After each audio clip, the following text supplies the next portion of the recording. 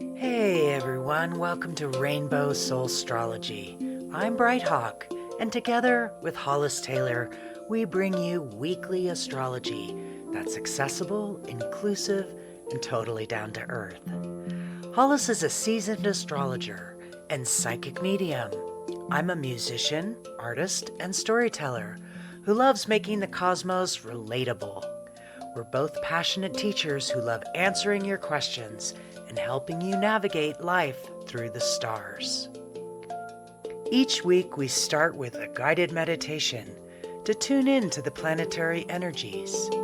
Then we dive into the week's cosmic forecast, offer horoscopes for every sign, and always make time for your live questions. Whether you're brand new to astrology or you've been following the stars for years, we create a welcoming space where everyone belongs. Our different perspectives and styles come together to give you a well-rounded cosmic experience. Welcome to Rainbow Soulstrology. Let's get centered, tune in, and explore what the universe has in store for us this week.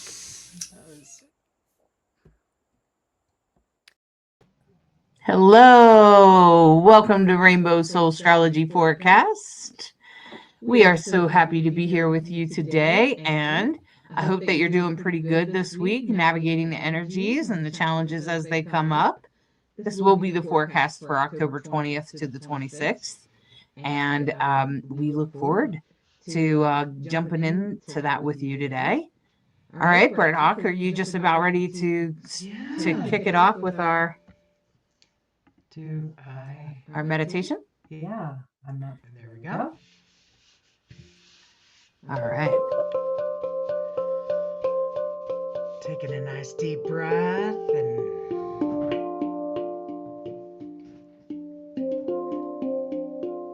letting go of anything that doesn't serve you and help you focus in this moment.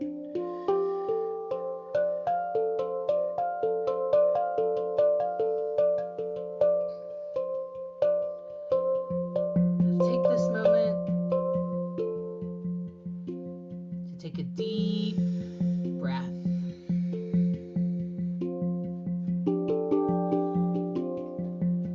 Take a deep, deep breath and settle into your body.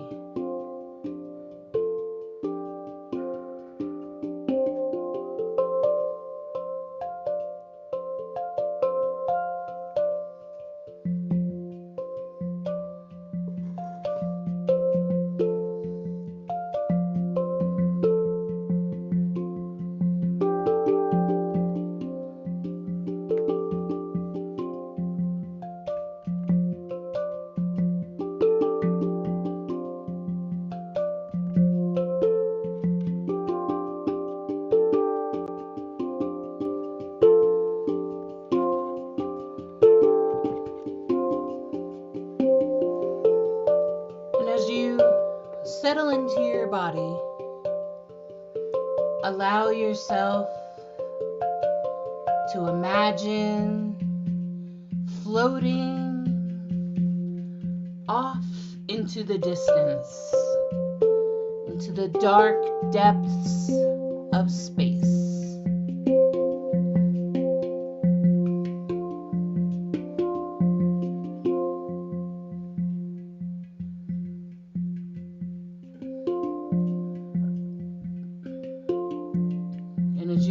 Yourself in the depths of outer space,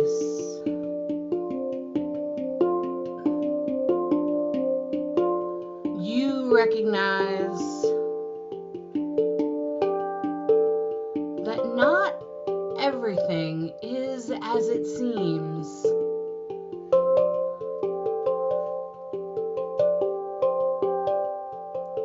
Just a moment ago, you thought there was nothing beside you, but now a three-pronged, very large fork has scooped you up and holds you, and it kind of feels like you're going backwards.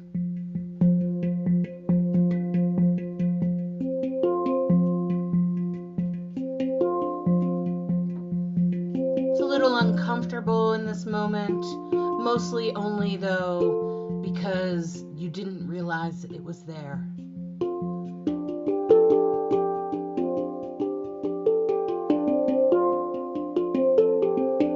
It wasn't exactly as you thought it would be.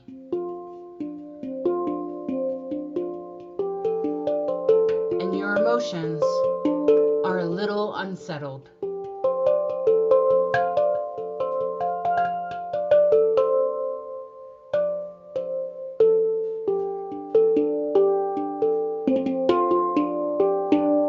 And as you're flying backwards on this very large Neptunian planet, it drops you off with a completely different perspective.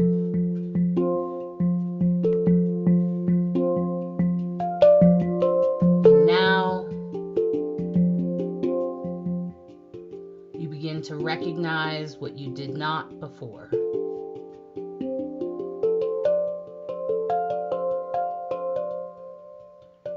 And as you come into that acceptance, you have time to accept the new reality as you find yourself among all of the planets in the solar system, traveling along with Mars and Mercury pushing you along.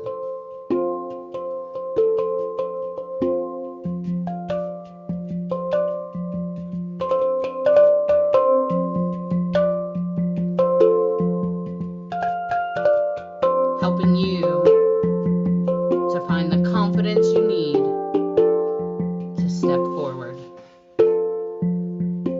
to take that next step in life, to reestablish your action plan, to revisit that vision.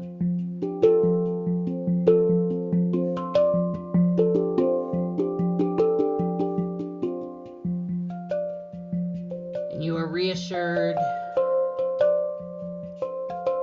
that even in that hard moment, that Neptune was leading you to exactly where you needed to be.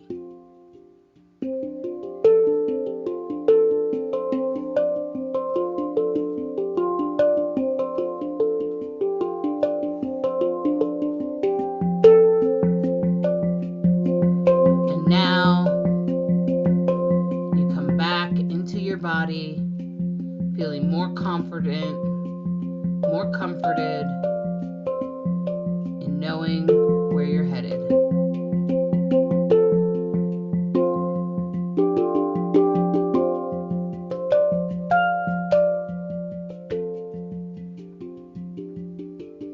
And as you take a deep breath, you can feel your bottom on the seat, your feet, you can wiggle your toes, stretch your fingers, stretch your neck, and return to the here and now.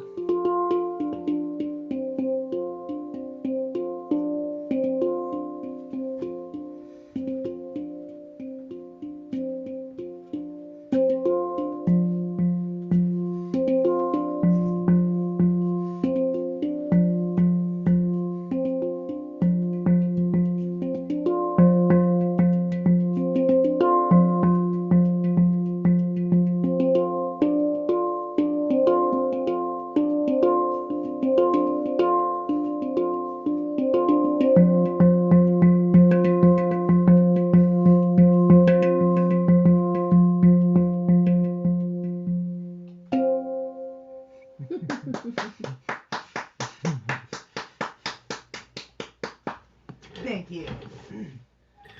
Well done, Bright Hawk. I so appreciate you taking us on that journey with Neptune.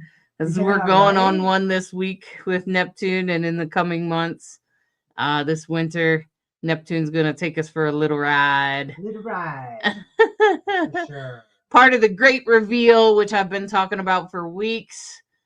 That's why it's the great reveal, because it lasts a really long cycle. It's a really big cycle that we're going through this winter.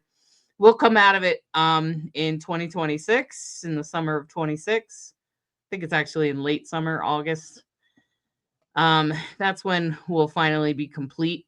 I feel like where the great reveal will be done, revealing new shit to us. And we will and we'll go, oh my gosh, I can't believe we have to go this direction. I'm not saying the direction we're going is going to be fun. I'm just saying some parts of it, I think it'd probably be mixed. It'd probably depend on your chart. As far as our government and stuff goes, could be complicated and hard, but I think we'll all get there. So Hopefully, yes. yeah. Yesterday, I think. Sorry, go ahead. Do I? Yeah, you gotta unmute yourself. Yesterday, for a lot, all around the world, really, not just around the country, was the No Kings protest, which was definitely renewed your faith in humanity, and lots of good people out there, and lots of people coming together in a very united, loving. It was very loving. It felt like a big block party, a big street party. It was really kind of neat, and I thought it was 5,000 people, but now I'm starting to hear it was 10,000 people in Boulder, Colorado, which was pretty great. And, let us know. Did you go to a No Kings protest, and where? And any guesstimates about how many people were joining you in that showing up courageous act? I'd love to know. And it's been great to see people posting from all over the world, really. And it's a relief. It's a relief. We're not alone. We're all in this together.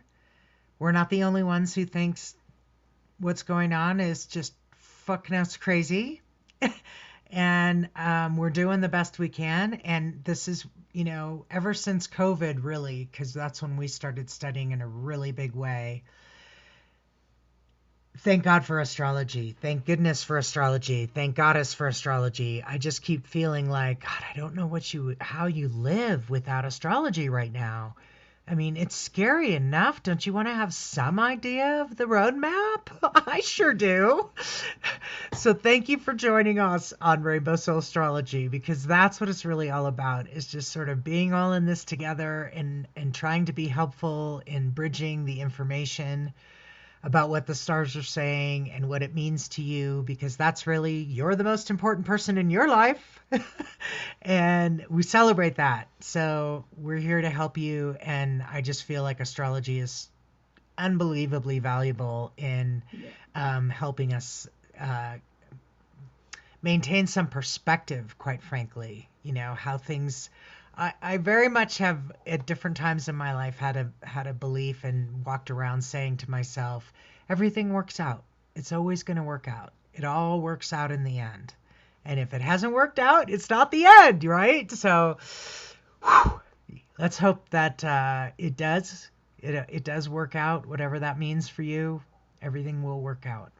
It always does, one way or another. Even when it feels like it wasn't what you wanted, later, you usually figure out, wow, if that had to happen, then this wouldn't happen, then that. I think we all have a lot of experiences like that. At least I know I do. And I know Hollis does. So sometimes it takes a while, but I definitely believe that we don't suffer for no reason. When we have hard times, there's something we're supposed to learn. There's an opportunity we get to have to see things in a new and different perspective, because we usually don't get that perspective unless, something's really knocked us out of our typical, how I do it. Right.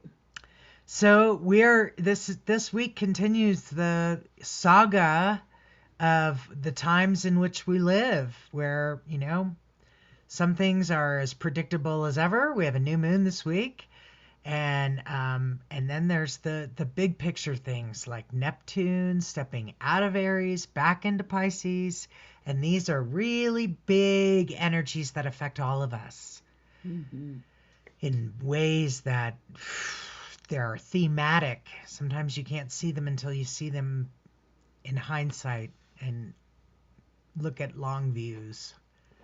Right. And I think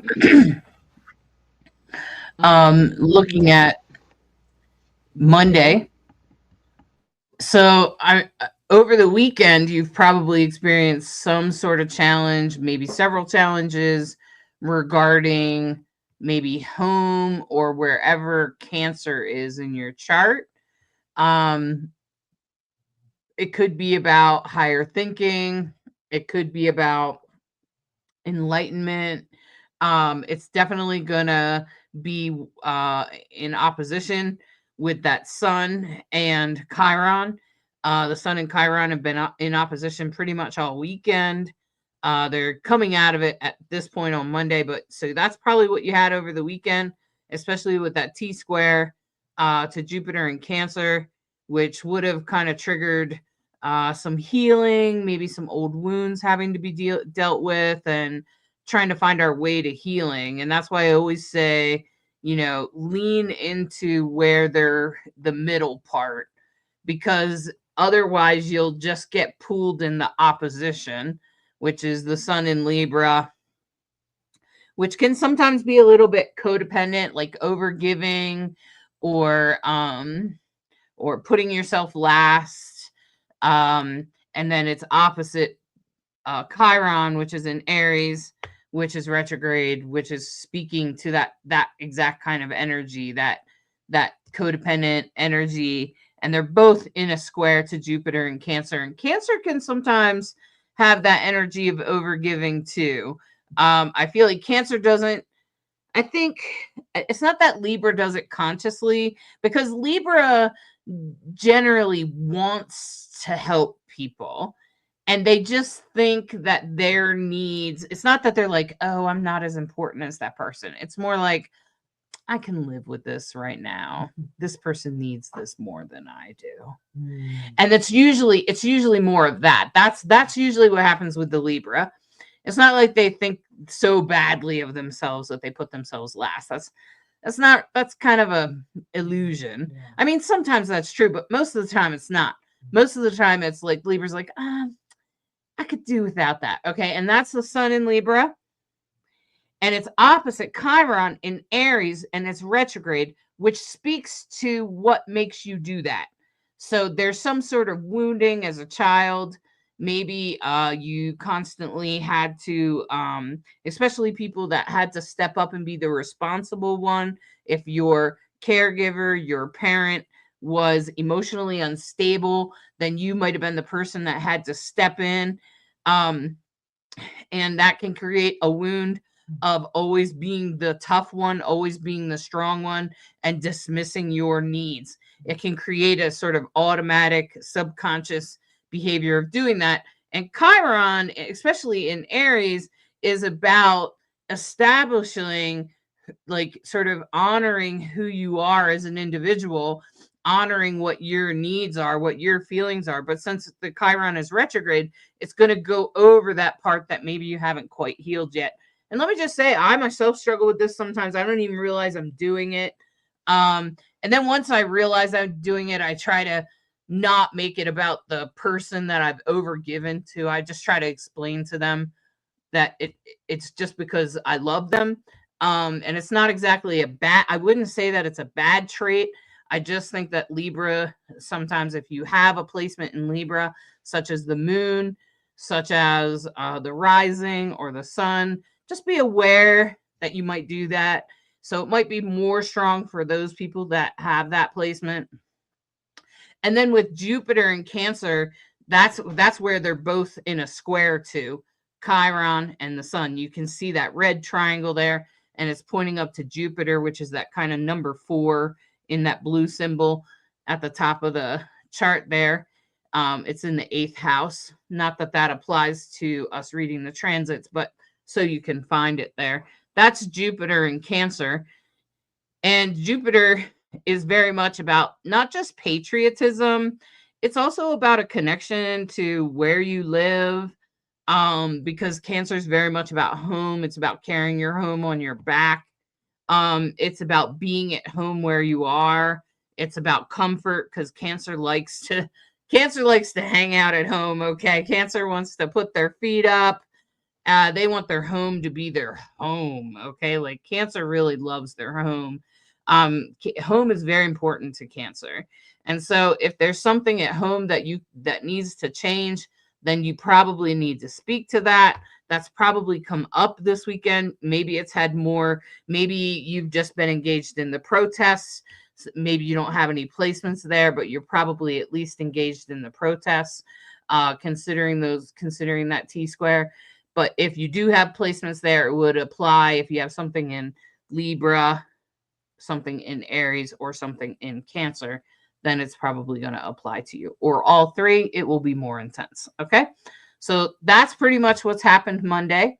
Now, the good news is that there's a lot of good things coming together this week. And that's really what a grand trine is about, right? And so Bright Hawks put this great, these charts together for us. And so you can take a look that on Monday, you know that Mercury and Mars are traveling together. They're at the exact same degree in Scorpio. Mars is in its rulership in Scorpio, so it's very strong there. It can create a level of intensity that could be hard to handle. The good news is if you work at transforming it, if you work at changing it, it will transform. That's the good news about Mars and Scorpio, is if you just try to just do a little bit of work, it should change for you, especially because it's in a trine. It's not in any hard aspects. It's in a trine to that Jupiter in Cancer, so it can help you get on the right track about home. And it's in a trine even to the Saturn, which is in Pisces, and the North Node, which is in Pisces, which is all about our destiny. Right. So it's even in a stronger, and that trine is going to come together later on this week as Neptune bops on back. And I feel like this is going to make some strong emotional transformations. So I see we have a dark moon. Is the dark moon today? Monday? Yeah. Monday, Bright Hawk? Monday, because Tuesday, the slut, you know that I just like to play with numbers. So the screenshots are for 11/11. You want to unmute? Sorry, thank you. The screenshots are for 11/11 Boulder, but tomorrow's chart is for the new moon, which happens in the morning, right? Let's go ahead and move that. Mm-hmm. Yeah, so the new moon happens basically Tuesday morning,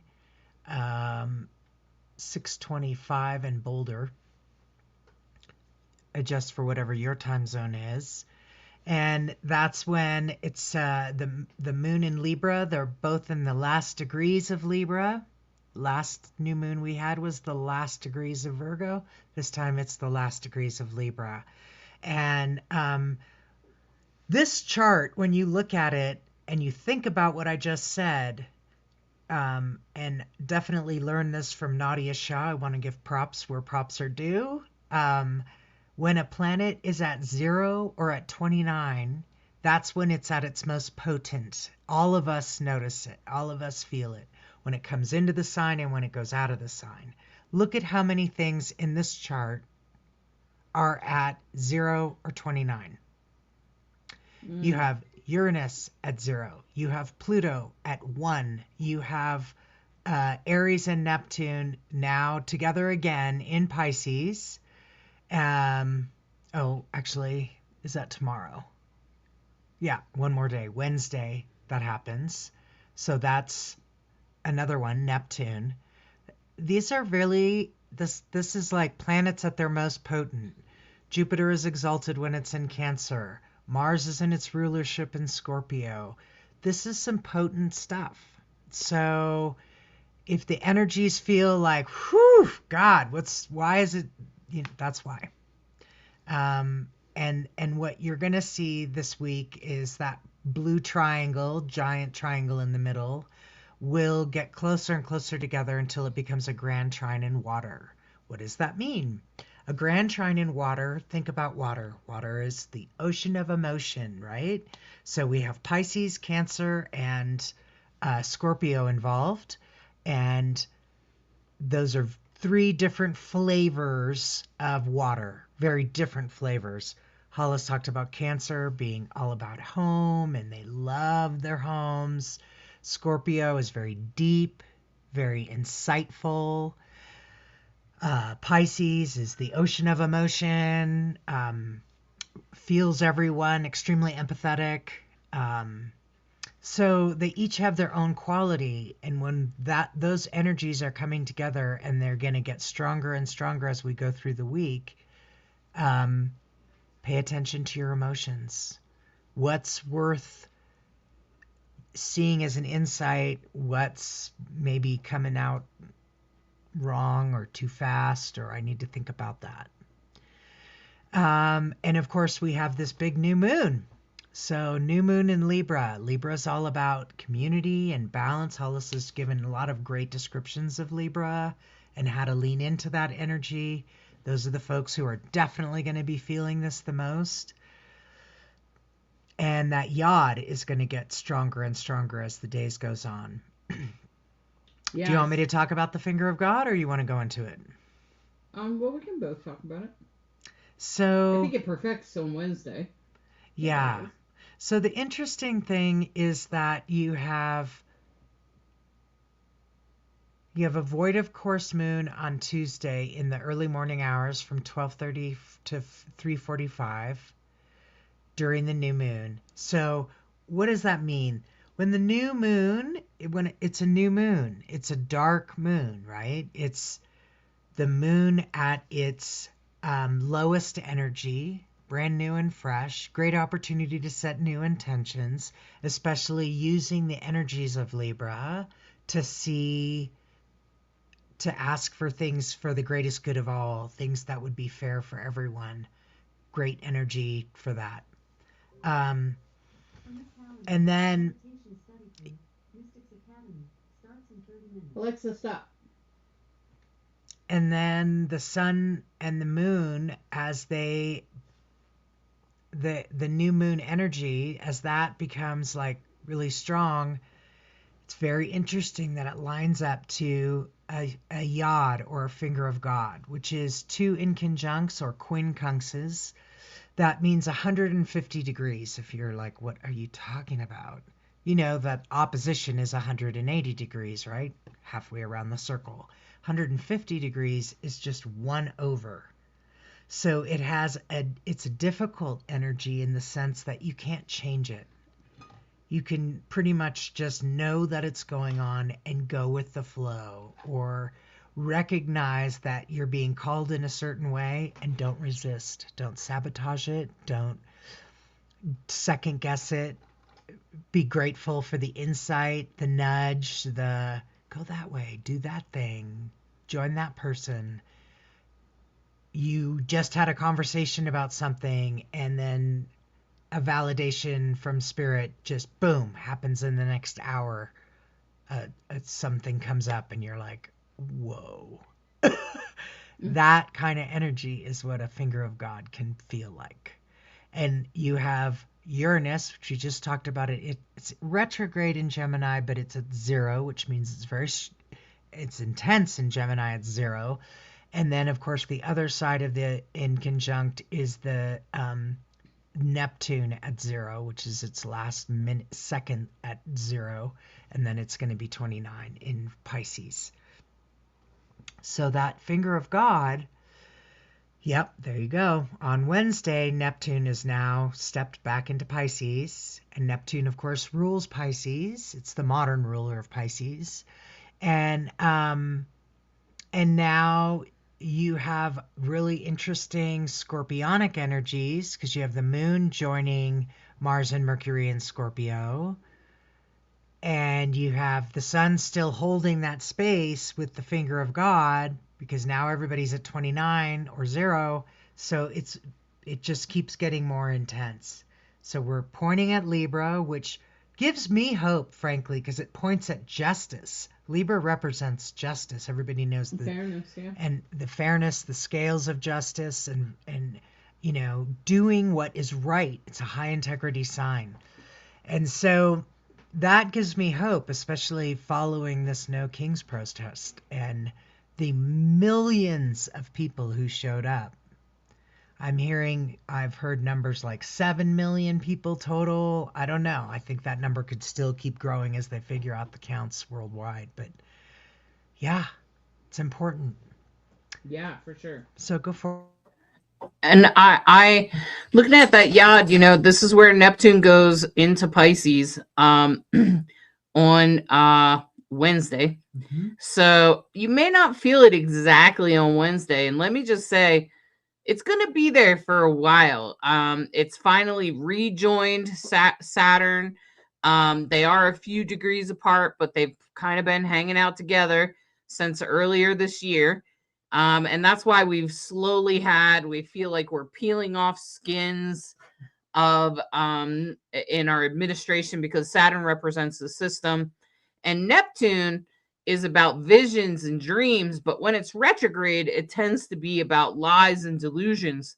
And so that's kind of why every time Saturn and Neptune kind of separate a little bit, we get a little bit more of the truth.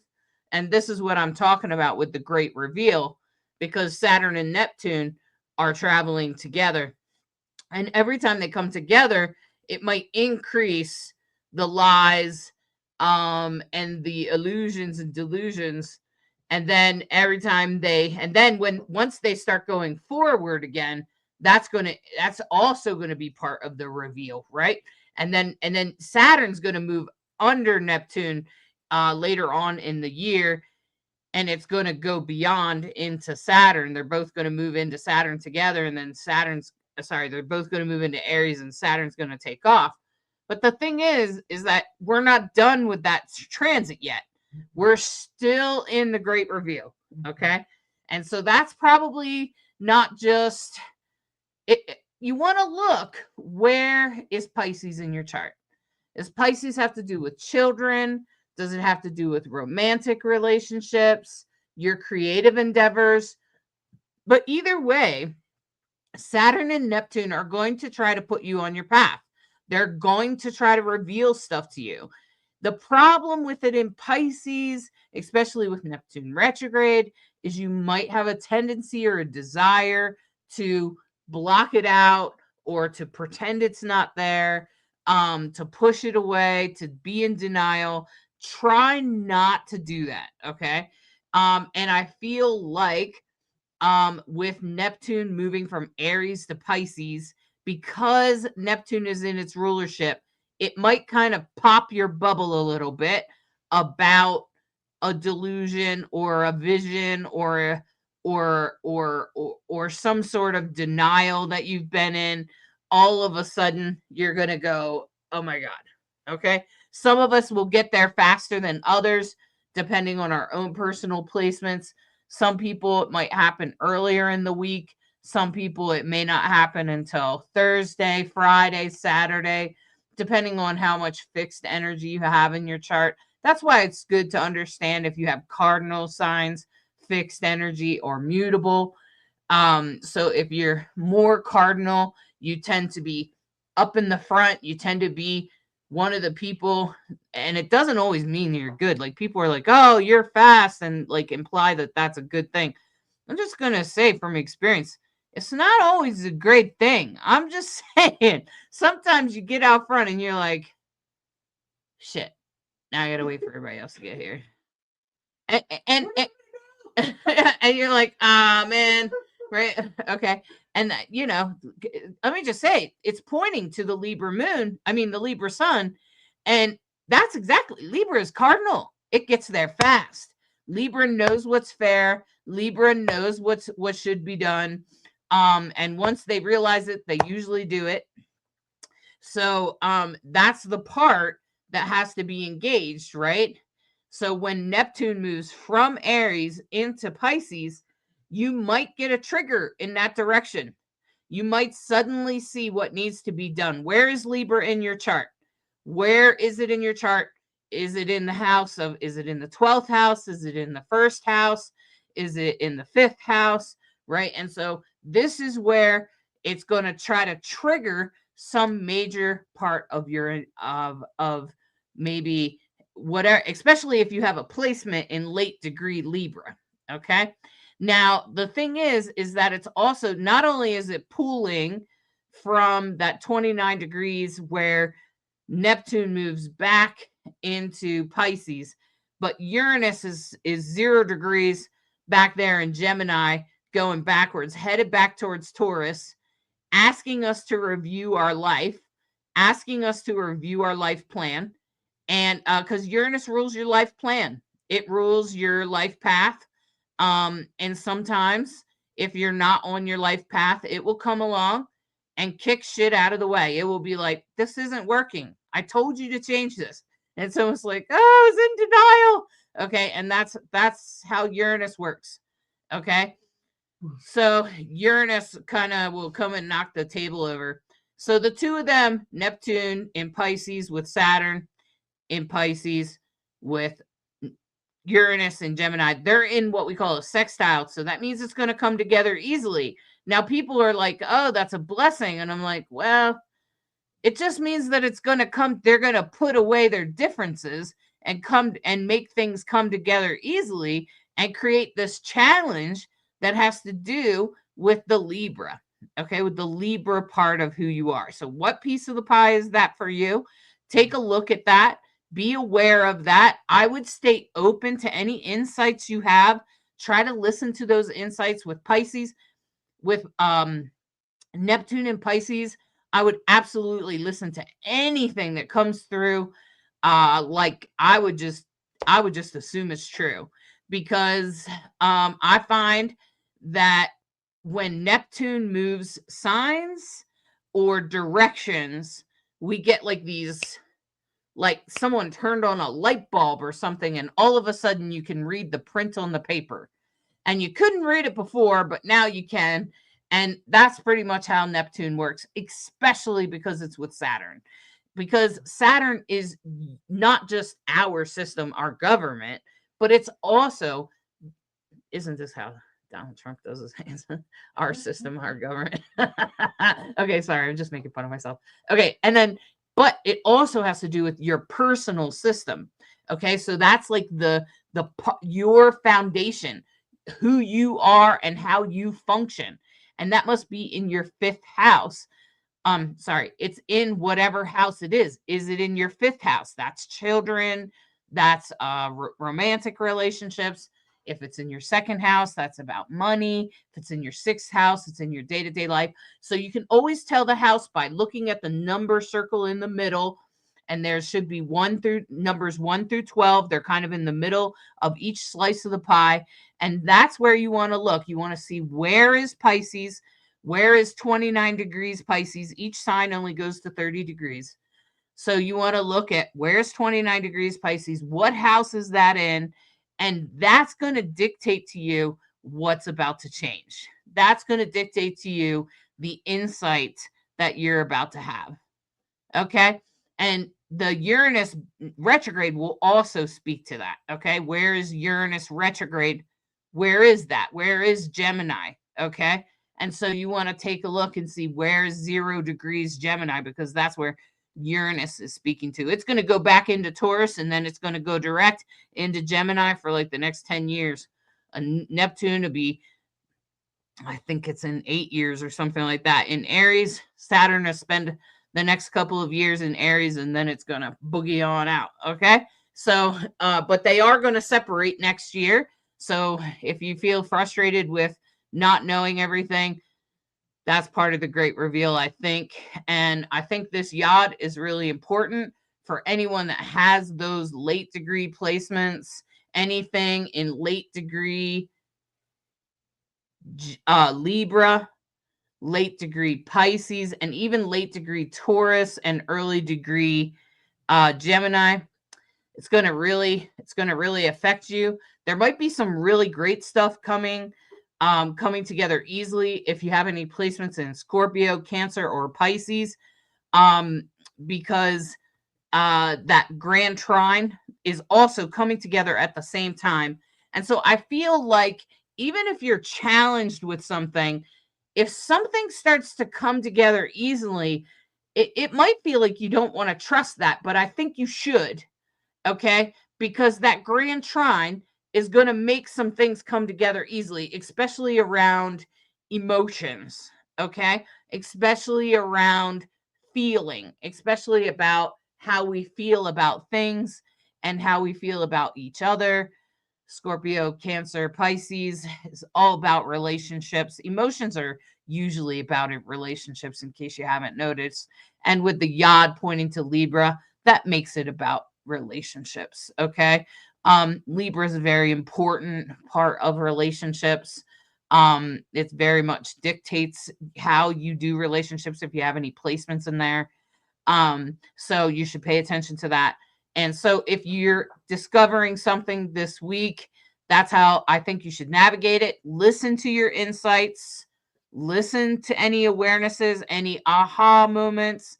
When Neptune's on the move, that's when it's moving signs or moving directions, we always have aha moments. I do every single time. And I don't even have strong Pisces placements, which is where Neptune rules. Neptune rules Pisces. And my Neptune, I mean, it's well placed, but it's not, I wouldn't say it's my strongest planet, for sure not, actually. And so I'm just saying that, like, if you happen to have Pisces placements or something, you're probably going to have an aha moment. And so I want you to not dismiss that. Don't deny it. Don't sweep it under the carpet, even if it's uncomfortable to talk about. Okay. You got to talk about it anyway. All right.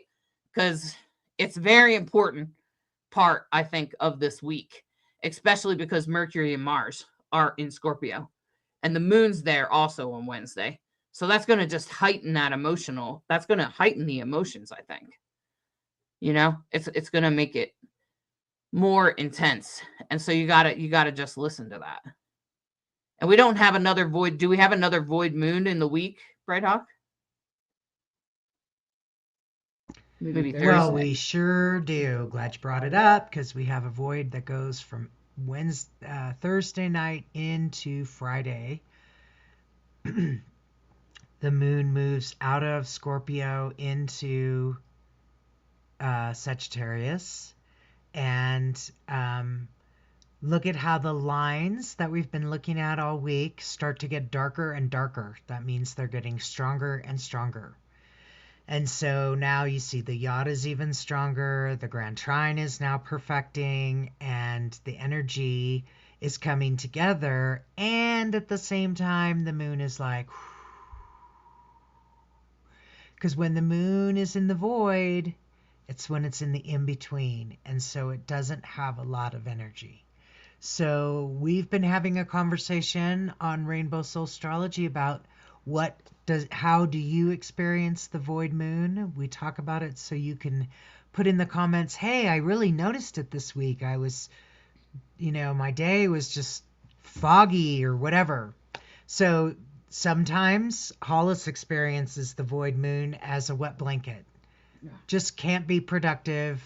Sometimes the void moon can mean you're very productive because there's not all this emotional chaotic energy, and it's easier to focus and get it done. So I'm starting to really pay attention to, is the moon moving out of what element into what element? I find that to be even more of an indicator of how the void might feel. So going from a water sign to a fire sign, a little different energy there. Yeah. So there's a void of course moon on Thursday, and I'm just going to jump ahead. I think it's Sunday that it's void almost all day. I believe so. Yes. And there's a void of course moon all day Sunday. At least this is Mountain Time, 9 a.m. to 5 p.m. basically. And that's, of course, when the moon is going to move out of Sagittarius into Capricorn. But not to get too far ahead of ourselves, we were on Thursday, I believe. And Thursday night, so if you work the night shift, hopefully it makes for a quiet night for you. Let us know. I'd love to know. And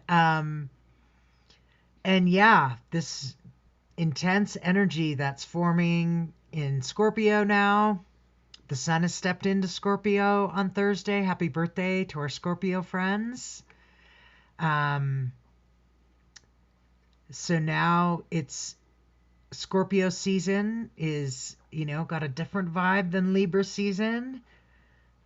Very intuitive. We know it's the time where it's the thinning of the veils, the time of Samhain, the harvest, the, changing from sort of things dying down, getting harvested or being brought down before the first snows fall in a lot of places. So yeah, welcome to Scorpio season. Go ahead, Hollis. You know all about Scorpio since you're a Scorpio rising. Oh my goodness, do I? Okay, so the other thing about the sun in Scorpio at 0 degrees is, check it out. Look, it's in a square to Pluto at 1 degree Aquarius. And Pluto just went direct last week, right? And maybe you felt it, definitely felt it in the protests. Okay, maybe you noticed it. Maybe you noticed suddenly you knew which way to go. Suddenly you had a good idea of what direction to go. Maybe you suddenly had a bright idea or something like that. With the sun in Scorpio in a square, it could be something challenging. The reason I'm pointing to that is because if you check it out, the yod is still pointing up to that sun when it moves from Libra to Scorpio.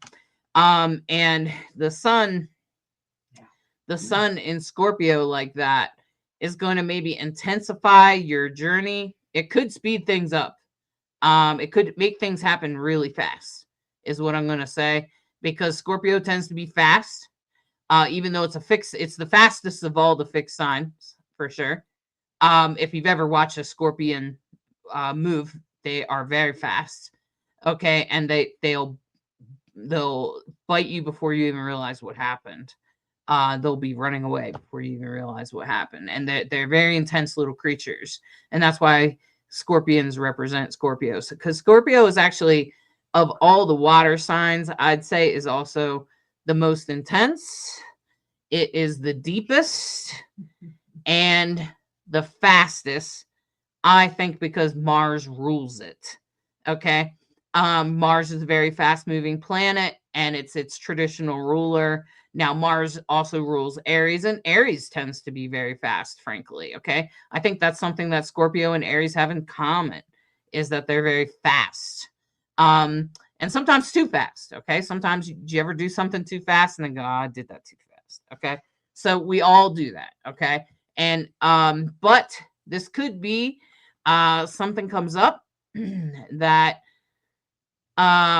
could suddenly change things in a really big way for you, especially with that yod pointing up there. Maybe it has something to do with what you've been dealing with this week.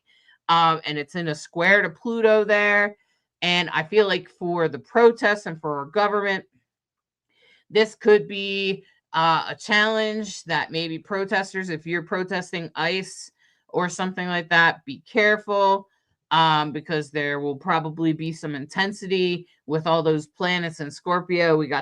This is part of what sometimes can make Halloween feel really intense. When there's a lot going on in Scorpio and the sun's in Scorpio, do you ever notice that, like, sometimes, like, you might think it's in your head because everybody's walking around with costumes and stuff. Like, yesterday I went to a protest. It always freaks me out when people come to a protest with like murderer masks on, like Michael Myers or something like that. Because I don't know, like, I'm like, why are you covering your face? And it just makes me anxious. Okay. And it doesn't even matter if I'm at a protest or any kind of public event. Like, I'm just like, I don't know why, right? And I think it's maybe because you can't see their face or something. And it kind of freaks me out a little bit. Okay. And I didn't have anything happen to me as a kid. And I don't know. But I feel like it happens to kids, when you go trick or treating. Sometimes little kids get a little freaked out by people in masks. And I don't think it's just the masked energy. I don't think it's just because you're seeing people in costumes and you can't really see their facial features or their their facial expression, which is sometimes a body language from afar without speaking to someone. But also, I think there's a level of intensity in the air. And that's really what Halloween and Samhain are all about. And let me just take this moment to let you know that, this is Scorpio season. If you're feeling really intense, I just want to let you know, or if you're grieving someone who has passed, or you're going through some really intense stuff, I have started Mystics Academy it's on my Patreon. You can totally find Mystics Academy, patreon.com/Mystics Academy. And it is powerful in that I just did almost an hour-long teaching video that's for members only. You have to be a novice member, novice mystic, and I teach all about why it's such an intense time of year. It's not just the astrology, but the astrology definitely contributes and reflects what we're feeling here. And so, and I've always felt it. I've always noticed it. Maybe you have too. But look at all those planets in Scorpio, along with its ruler, Mars. We got the sun, we got Mars, we got Mercury and the moon, all up there in Scorpio. And the sun is in a square to Pluto. And that's just going to get more intense later on through the weekend. So I feel like this weekend we might feel a little bit of a challenge going on there. Try to work through that challenge, try to transform, try to embrace the Scorpio energy. I feel like the more you embrace the Scorpio energy, the better off you'll be, because Scorpio is going to change you and get you on your path faster. And that's what Uranus and Neptune and Saturn are trying to do anyway, right? So the universe is always working in your benefit. It's always trying to push you onto your path. Sometimes we miss our path. Sometimes we forgot to take a right. And so they're just going to try to push you over so you can get back on your path. The universe is always trying to help you. You just have to listen. You just have to tap in and pay attention to what you're hearing and try to listen to those gentle nudges so that the gentle nudge doesn't have to turn into a whole shove push. So one of the gifts of Scorpio is its spirituality. I cannot tell you how many spiritual leaders, let's just call them witches, because most of them are great friends, frankly, that are all Scorpio. I don't think that's a mistake. They make great spiritual leaders. They're very, very good at holding a real deep energy for people to grieve or do whatever they need to do so that we can go through the dark so we can get to the light. But Scorpio is not going to just jump to the light. That's Sag. I know I'm a Sag. So Scorpio is really, when you think about what's the answer to the intensity or the darkness, and if that brings up fear or anxiety, the answer to Scorpio's energy in that is lean into the spirituality. Lean into the deeper connection cosmically. That's, how big can you imagine and our place in the universe, so to speak. It's a very big, deep, cosmic, spiritual energy that is definitely one of its huge gifts. So if you ever have whatever come up, that's what I always try to look at in astrology, whether you have a lot of Scorpio energy or whatever it is. Each one, every single sign has this is the challenging side and this is the gift. This is the lean into this side. That's what I'm talking about with Scorpio. Lean into its spiritual gifts. There's a reason why we have big, high, holy holidays during this month.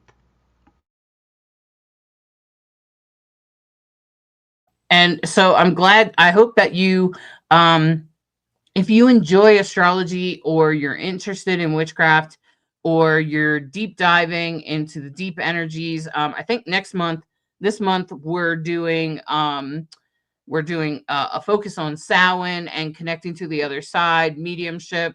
And like today, Sunday, October 19th, when I'm recording this, we're doing a monthly meditation meeting where we'll do a meditation together and then kind of talk about how to sense those sensations and what to do with those and what makes sense and how do you read into this. Especially this month's meditation will be about connecting to spirits on the other side. And then we will also be having, I already released the teaching video to members in Patreon. And then, of course, there is also later on in the month, next week, actually on October 23rd at 5 p.m. Mountain Time. You'll have to convert that. There is a practice group where we'll be practicing our divination, because if you didn't know, but Samhain is a really great time to get a reading. It's a really great time to practice your own divination, to deep dive, because we're more connected to the other side. And this is one of the things that I go into the teaching video of how to increase your accuracy and how to do that. That's what I'm going to be going into, how to increase your accuracy, how to increase your self-confidence. And that's going to be, we're going to be going into that, into the divination on Thursday. And then on Friday, I'm just going to say, for you out there that have kids and you want to raise your kids in witchcraft, well, you know what? I'm going to do it. I'm going to offer it. We have a Google Classroom. You're going to have a downloaded document today, actually Sunday, will be released to the families. And then probably Monday will probably be your video for kids. I'm recording videos for kids to learn about witchcraft. Yep. For homeschooled kids or even if they go to school, because I made it at 3 p.m. Mountain Time. So maybe your kids are already home from school. It's on a Friday. Wear your costume. It's the week before Halloween. So it's a good time to test out that costume and tap in and help your kids understand the deeper meaning of Halloween. Not that it's just this, time that we dress up in costumes and go around and get candy. What's the deeper meaning, and why and how are we honoring our ancestors, and why is that important? I know that was important for me to teach my kids. Maybe that's important for you to teach yours. And so there is also a kids tier. And then there's a family tier, which is for if you're learning, you want to learn witchcraft, you want to learn how to connect to the other side, you want to be connected, then, you can get a family tier for you and your child. Okay. And siblings, they don't have to have separate accounts. You can bring both kids. I'm not trying to overcharge families. Okay. I know it's hard when you got more than one. And at the end of the month, if you get now there's another tier called a readings tier. If you're just interested in readings, you're like, Hollis, I don't really want to know how to do this myself. I just like to get your readings, Hollis. And I'm like, oh, okay. Well, there's a readings tier. So you get to save money on your reading every month. And it's only $11 a month. Okay. It's $11.11 and you save $25 on a reading. So there you go. It's already worth it. But you also get an event called the seance. Okay. Or every event, every month we'll have a readings party of some sort. Okay. So this month will be a seance on October 31st. And I also want to mention that there's a teaching video, which I said, now, if you get the novice one, that's $37.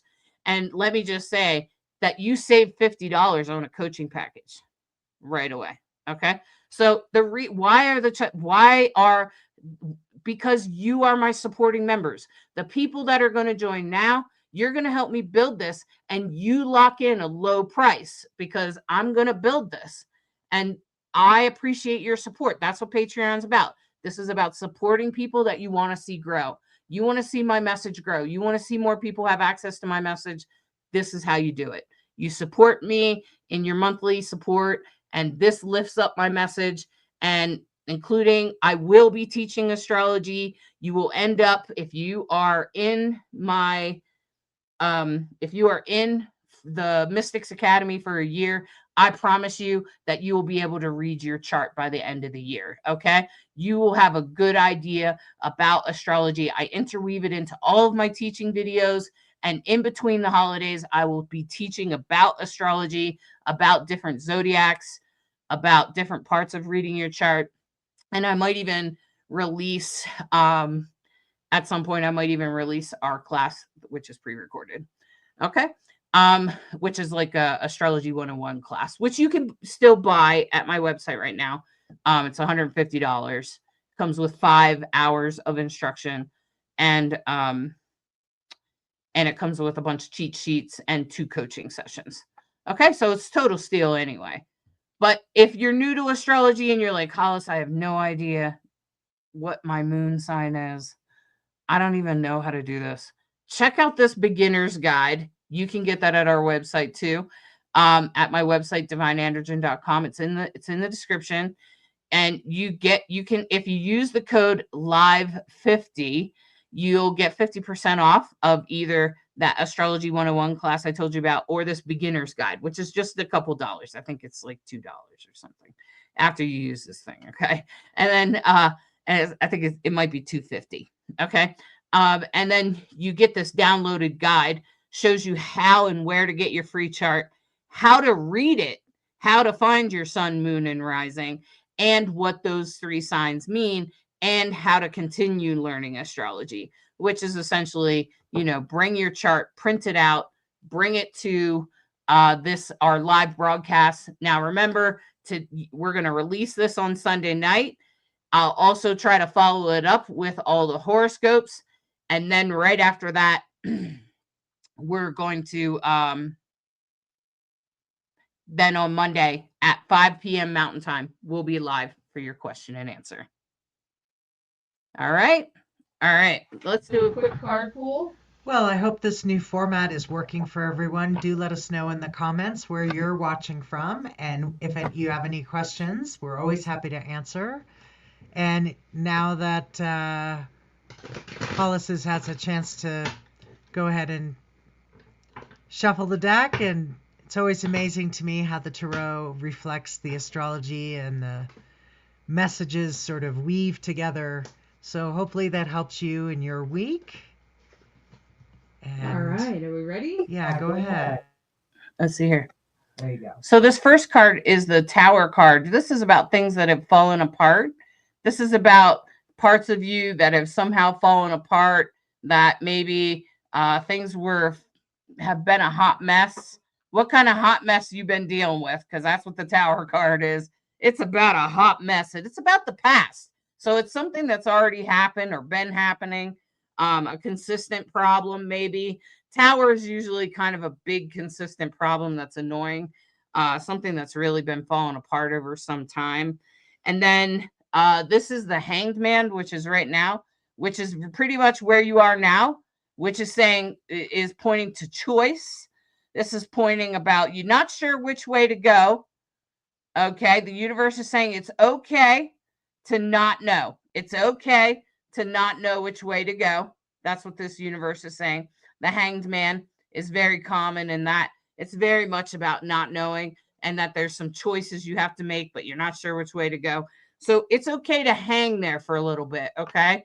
Just hang there for a little bit, because this is right around the corner. Oh, wow. This is the Sun card. This is like the best card you can get in any tarot card. I mean, most tarot decks, the Sun card's pretty amazing card.